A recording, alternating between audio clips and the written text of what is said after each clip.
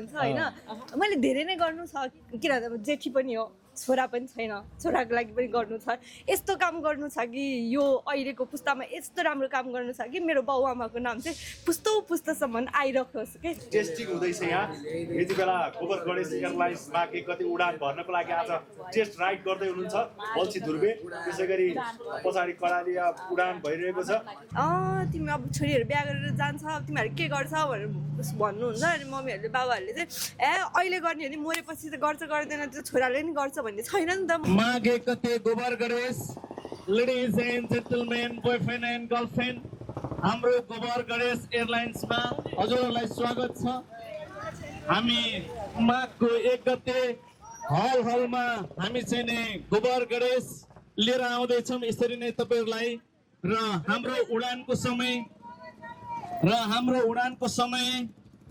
2.5 घण्टा रहनेछ हामी नेपालको सम्पूर्ण सिनेमा हलहरूबाट चाहिँ नि हाम्रो उडान भर्दैछौँ हजुरहरूलाई माघको 1 गते माघे संक्रान्तिको दिन रोटी खाएर घिउ तरुल चाकु खाएर गोबर गणेश एयरलाइन्समा हजुरहरूलाई स्वागत छ गोबर गणेशको टिमै आज हामीसँग हुनुहुन्छ मानव सेवा आश्रममा तपाईहरुले खाना खुवाउनु भयो र आजबाट औपचारिक रूपमा चाहिँ तपाईहरुले प्रचार प्रसार थाल्नु भएको छ फर्स्ट अफ अल त यहाँलाई एकदमै धेरै धेरै बधाई छ अनि स्वागत छ सम्पूर्ण मिडियामा धेरै धेरै थ्याङ्क यू सबैजनालाई धेरै धेरै धन्यवाद यहाँसम्म आइदिनु भयो हाम्रो निम्तोलाई स्वीकारेर हामी एकदमै आभारी छौँ सम्पूर्ण मेरा पत्रकार साथीहरूप्रति ओके अब एयर होस्टेजको लुगा लगाउनु भएको छ तपाईहरु दुवैजनाले अघि प्लेन पनि उडाउनु भयो अब उडान भने त सायद माघ 1 गतेबाटै होला जस्तो लाग्छ कस्तो एक्सपिरियन्स लिइराख्नु भएको छ अब सिनेमा आउने भएपछि अरू चिज भन्दा एकदम डर मात्रै भइरहेछ अरू केही कुराको एक्सपिरियन्स छैन कि ल हेर अब के हुन्छ भन्ने त्यो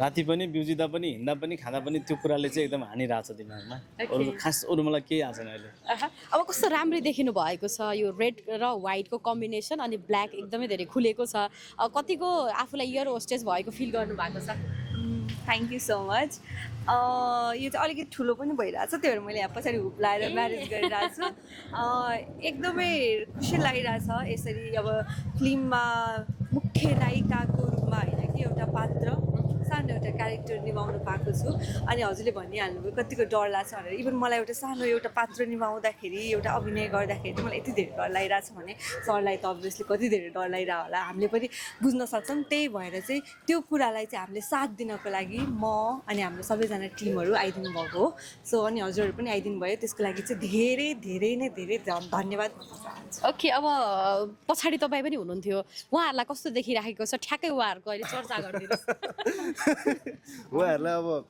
एरोस्टेटस लाउँदा एरोस्टेट जस्तो देखेको छ पाइलटको लाउँदा पाइलट देखाएको छ अब पाइलटको लाउँदाखेरि अरू जस्तो देखिने पाइलटको लाउँदाखेरि डक्टर जस्तो देखिँदैन पक्कै पनि होइन अब त्यही नै हो अब एकदम जोस हुन्छ साँच्चीकै एयरपोर्टतिरै छिरे जस्तो फिल को रे पुकु हो ओ माइ गॉड कति सानो सानो फ्यानहरू हुनुहुन्छ यहाँ चाहिँ अब स्कुलबाट चाहिँ फ्यानहरू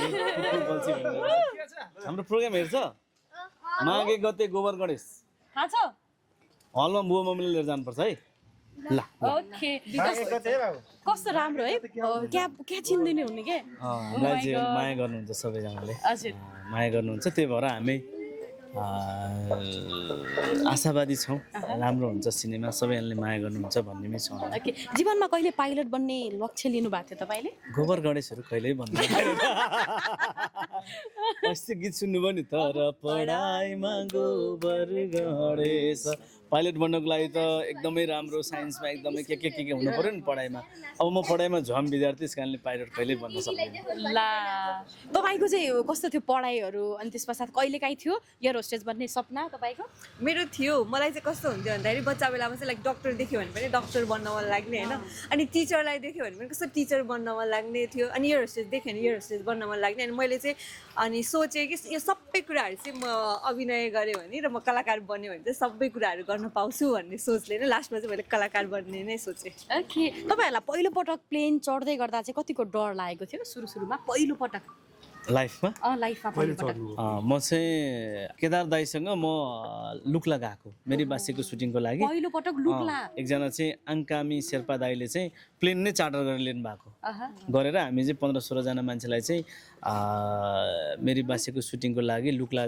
थियो सुरुमा चाहिँ मेरो नाम आयो जाने भनेर पछि आउन कि जस्तो भयो एकदमै दुखी थिएँ पछि पर्यो र त्यसमा चाहिँ चढेपछि कान दुख्यो मलाई एकदमै गरेर म पहिलोचोटि चढेको अनि त्यो पिउरी दिनु हुँदो रहेछ अनि पिउरी हालेर बल्ल बल्ल वहाँ गएर झरेपछि हो भन्ने भयो मेरो पहिलो चाहिँ प्लेनको चाहिँ एक्सपिरियन्स चाहिँ त्यो डर लागेको थियो थिएन है त्यो त झनै टेन्सन पहिलोचोटि चढेको यस्तो पुरै त्यो भित्रभित्रबाट उडेर जाँदो रहेछ नि त लुक्ला त होइन डाँडाको बिचबाट एकदमै डर लाग्थ्यो मलाई तर अहिले त लाग्दैन तपाईँको चाहिँ कहिले थियो पहिलोपटक प्लेनको यात्रा मेरो चाहिँ पहिला धेरै वर्ष अगाडि थियो अरे त्यो चाहिँ मलाई त्यस्तो धेरै थाहा छैन घर परिवारसँग चितवनदेखि काठमाडौँ आएको बिरामी हुँदाखेरि भन्ने थियो अरे तर मलाई थाहा पाएपछि चाहिँ आजभन्दा 6 वर्ष अगाडि होला सायद म चितवनबाट भैरवा गएको थिएँ अनि मलाई चाहिँ सिट बेल्ट लाउन पनि आएको थिएन कि त्यतिखेर चाहिँ सिट बेल्ट पनि लाउन आएको थिएन अनि मैले चाहिँ म एक्लै जाँदैछु भनेपछि चाहिँ मैले चाहिँ सब युट्युबमा हेरेर यो पछि यो जानुपर्छ यहाँ जानुपर्छ भनेर पहिले नै रिसर्च गरेर अनि गएको थिएँ लास्टमा आएर सिट बेल्ट लाउनै नआइरहेको अनि त्यसपछि झ्यालनिर बस्नु एकदम ठुलो मन थियो तर झ्यालमा बस्न पाएन यसो छेउमा थियो अनि अर्को साइडमा बस्नु हुनेले चाहिँ मलाई सिट बेल्ट लगाइदिनु भएको थियो ओके अब तपाईँहरूले पनि यो लुगा लगाउनु भएको छ एयर होस्टेज र पाइलटको गोबर गणेश उडाउँदै हुनुहुन्छ 1 गतेबाट कतिको सक्सेस होला र दाइ अब यस्तो छ अब हाम्रो तरिकाबाट त हाम्रो पिओबीबाट चाहिँ हामी राम्रो गर्छौँ भन्नेमा छौँ तर अब सबै के हुन्छ के गर्छ सक्सेस अनसक्सेस हाम्रो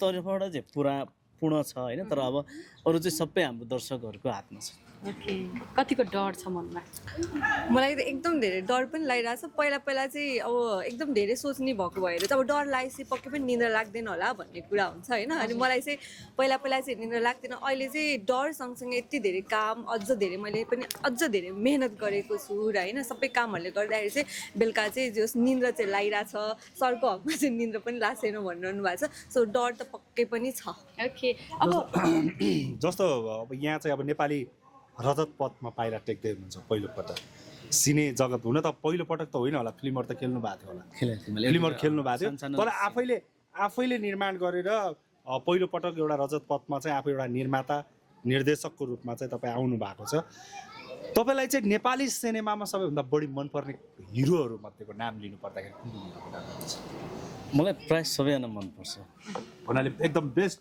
हिरो भन्ने बित्तिकै कसको नाम आउँछ तपाईँलाई अब हिरो भन्ने बित्तिकै त सुरुमा त हाम्रो राज दाइकै हुन्छ होइन तर त्यो भन्दै गर्दा अरू होइन कि सबैजना मान्छे म सबैजनालाई एकदमै माया गर्छु सबैजनाको फिल्म हेरेको छु म चाहिँ त्यो खाले छु ओके अब तपाईँहरू अब आज मलाई हिरो भन्ने बित्तिकै नेपाली हिरोमा कुन चाहिँ हिरो मनपर्छ मलाई चाहिँ आर्यन सिग्देल अनि अब सबैजना राम्रो हुनुहुन्छ तर मलाई चाहिँ उहाँको अहिले योङमा चाहिँ कुन मनपर्छ अहिले योगमा चाहिँ मलाई दयाङ राई योङ भन्दा पनि अहिले चलिरहनु भएको ओके अब तपाईँहरूले आज आश्रमबाटै सुरुवात गर्नुभयो खासमा किन हो दाइ अब आश्रमसँग तपाईँको नाता कस्तो हो आमा भनेर भन्ने बित्तिकै तपाईँहरू अलिकति अलि बढी नै एट्याचमेन्ट हुनुहुन्छ खासमा किन हो दाइ त्यति धेरै यस्तो छ अब आमा भनिसकेपछि त मलाई लाग्छ संसारको सबै मान्छेहरूलाई एक लेभलको मैले भने नि संसारमा के कुरा सत्य छ भने एउटा चिज छ आमा होइन र सिनेमा कहीँ न कहीँ आमासँग सम्बन्धित आमाको छोराको कथाहरू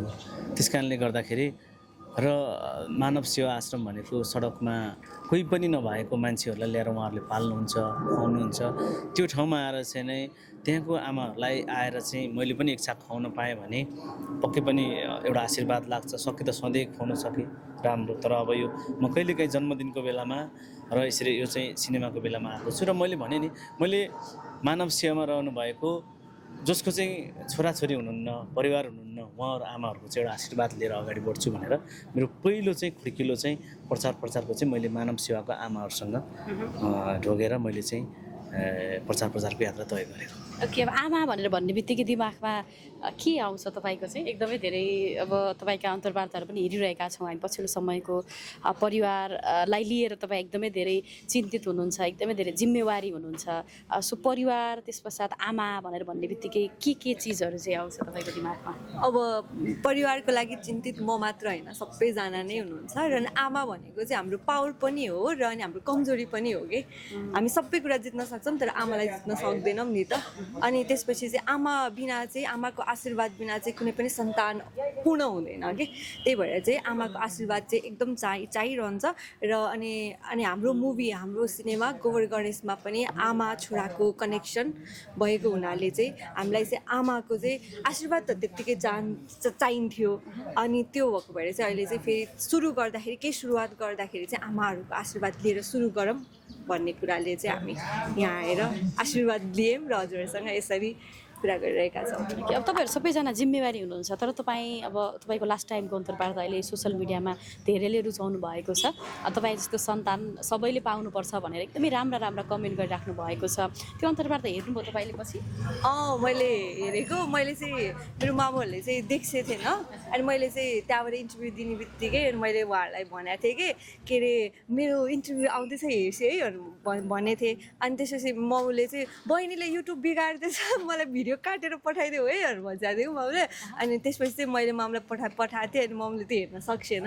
किन भन्दाखेरि इभन भिडियोहरूमा पनि मैले रोको, कसैले दुःख देख्यो भने चाहिँ मामुले कहिले पनि हेर्छिनँ कि म सक्दिनँ बाबु तिमी गर भन्छ। र अहिले चाहिँ हजुर प्लिज मलाई इमोसनल नबनाइदिन्छु, किन भन्दाखेरि मेरो जहिले पनि रोएर फिल्म चलाउन लाग्यो भनेर यताउति यस्तो कुराहरू हुनसक्छ। र म मात्र होइन, पक्कै पनि सबैजना नै आमा भन्ने कुरा आइसकेपछि यति धेरै इमोसनल हुन्छ। र म त मेरो घरको जेठी छोरी हो। हाम्रो चाहिँ लाइक 3जना दिदीबहिनी हो। 3जना दिदीबहिनीमा पनि मेरो बाबाको पनि दाइ पनि छैन, भाइ पनि छैन। मेरो हजुरबाको अरू दाइ पनि छैन, भाइ पनि छैन। र हामीसँग आइसकेपछि हाम्रो सकिन्छ कि। तर त्यही पनि मेरो मम्मी बाबाले चाहिँ कहिले पनि तिमीहरू होइन छोरा चाहिन्छ त्यस्तो कहिले पनि आउँदैन। र मेरो मामुहरूले चाहिँ जहिले पनि के भन्छ भने तिमीले गर्न सक्छौ, गर्नुपर्छ भनेर हुर्केको हो। त्यही भएर चाहिँ म गर्छु पक्कै पनि र मलाई सबैजनाले साथ दिनुहुनेछ भन्ने चाहिँ आशा राखेको छु। छोरा भने चाहिँ के रहेछ समाजमा? गोबर गणेश गर्दै गर्दाखेरि के सिक्नुभयो? छोराले चाहिँ के गर्दो रहेछ समाजलाई? अलिकति केही भनिदिनुहोस्। यस्तो हो, छोरा र छोरी दुइटै बराबर हो।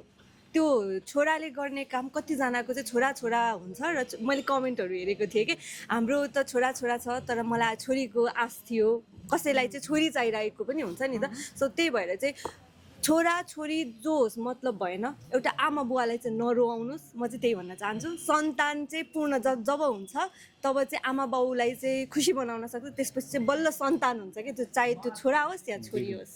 ओके, अब के लाग्छ दाइ तपाईँलाई सन्तानको कुरा आउँदै गर्दाखेरि? अब होइन तपाईँ पनि बुवा बनिसक्नु भएको छ, के हो जस्तो लाग्छ सन्तान?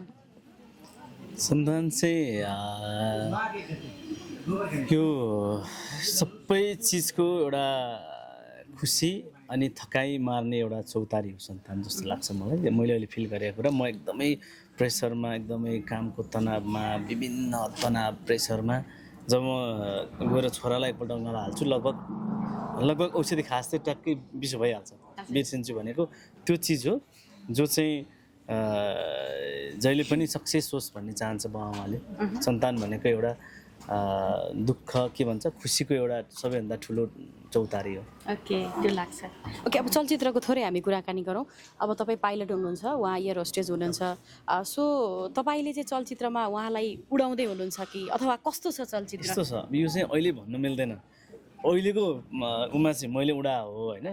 अब चलचित्रमा चाहिँ उसले उडाउँछ कि हाम्रो सन्तोषले उडाउँछ कि त्यो चाहिँ सिनेमा नै हेर्नुपर्छ। ओके, सबैजनालाई हामी त्यही भएर त माघ 1 गते सबैलाई निम्तो गर्दै हिँडिरहेको छौँ नि। अब तपाईँको त पहिलो चलचित्र नै ब्लकबस्टर होइन। अब यो चलचित्र गर्दै हुनुहुन्छ, कतिको आशावादी हुनुहुन्छ तपाईँ चाहिँ?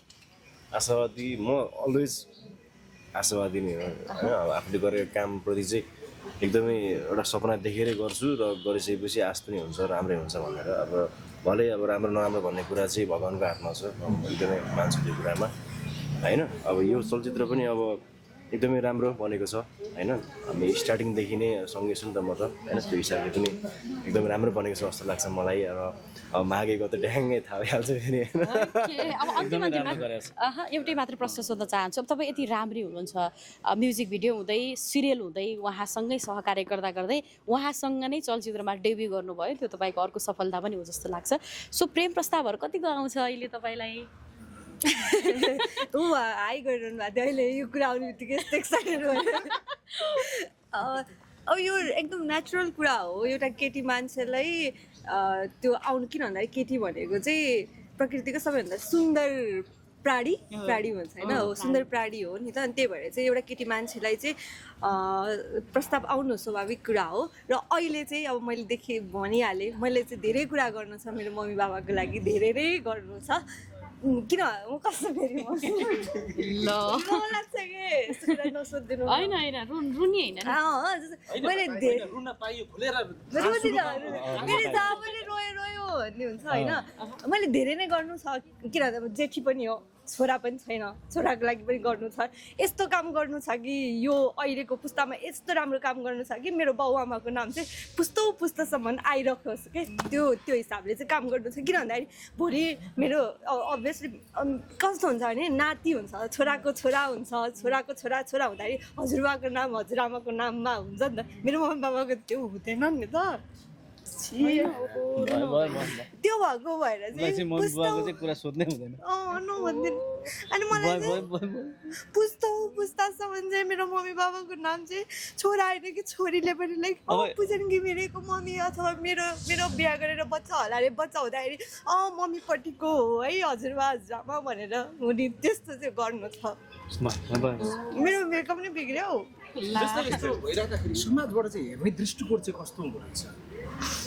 अहिले त एकदम धेरै नै चेन्ज भएको छ होइन समाजबाट। पहिला चाहिँ अब जस्तै कस्तो हुन्थ्यो मलाई अझै याद छ कि मेरो घरको हजुरआमाले चाहिँ कसैको व्रतबन्धमा जानुभएको थियो अरे कि, कसैको व्रतबन्धमा जानुभएको थियो अरे। अनि घर आएर भन्नुभएको थियो हाम्रो घरमा चाहिँ अब व्रतबन्ध गर्न मिल्दैन नि त। तर त्यतिखेर मेरो बाबाले के भन्छ, तिमीहरू व्रतबन्ध म छोरीको नि गरिदिन्छु नि त, के फरक खाएर होइन।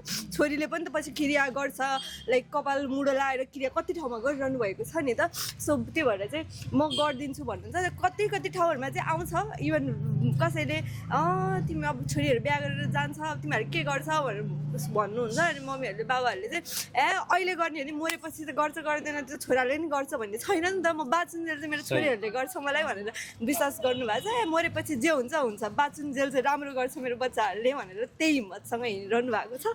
त्यही नै हो, म गर्छु। हस् अब धेरै इमोसनल नबनाऊ। माघ 1 गते तपाईँहरू उड्दै हुनुहुन्छ। ओ माई गॉड, अब प्लेन त हामी चाहिँ अब गुड्ने हो र अहिले चाहिँ गुड्ने हो र हाम्रो चाहिँ के भन्छ प्रचारको कार्यक्रमको पहिलो दिन। अब हामी यसपछि चाहिँ हामीलाई माया गर्नुहुने प्रिय दर्शकहरूसँग चाहिँ भेट्न जाँदैछौँ र माघ 1 गते त हामी हलमा भेटिहाल्नेछौँ। अब कतिको गाह्रो होला त दाइ चलाउन, अब प्लेन चलाउँदै हुनुहुन्छ। गोबर गणेशले प्लेन चलाउँदैछ, अभियसली एकदम गाह्रो हुनेछ। तर म त्यति भन्दै गर्दा पनि मेरा प्रिय दर्शकहरूले मलाई चाहिँ माया गरेर चाहिँ मेरो प्लेन चल्न उड्नलाई चाहिँ पक्कै पनि साथ दिनुहुनेछ भन्ने एकदमै ठुलो अपेक्षा गरेको छु। लडाइदिनु भयो भने गोबर गणेशले प्लेन चढाउँदै हुनुहुन्छ। यस्तो हो, त्यहाँ चढ्ने प्यासेन्जरहरू पनि सबैजनाले साथ दिइरहनु भएको छ। त्यही भएर चाहिँ हामी हाम्रो तर्फबाट रेडी छौँ र हामीलाई चाहिएको चाहिँ दर्शकहरूको नै हो। दर्शकहरूको माया, दर्शकहरूको साथ, दर्शकहरूको आशीर्वाद सबै दर्शकहरूको चाहिरहेको छ। र सल्लाह सुझाव हरेक कुरा, इभन अहिले पनि हामी कसैले केही भन्नुभयो भने अझ केही सुधार्ने ठाउँ छ कि भनेर फिल्ममा गएर त्यो पनि मेहनत गरिरहेका छौँ। हामीले अझ रिसुट पनि गऱ्यौँ होइन, मतलब भएन बल्छले इभन ऋण खोजेर गरिरहेको छ। त्यो थाहा छ होइन, त्यो सबै कुराहरू त्यसरी गरिरहेका छौँ। त्यही भएर चाहिँ पहिलोचोटि हो, पाइला चाल्दैछौँ, नेपालमै बसेर केही गर्छौँ भनेर अगाडि बढिरहेका छौँ। आशा छ हजुरहरूले माया, आशीर्वाद, गाली पनि हामी स्वीकार गर्छौँ। तिमीहरूले यस्तो गरेर कान समातेर कान बटारेर यो के गरेको भन्नुभयो भने पनि हामी शिर झुकाएर हुन्छ यो अर्कोचोटिबाट हामी गर्ने छैनौँ भनेर हामी त्यसरी अघि बढ्छौँ। त्यही हो, अहिलेको लागि चाहिँ साथ दिनु होला, सल्लाह दिनु होला, त्यही भन्न चाहन्छु। माघ 1 गते गोबर Ganesh. Thank you so much.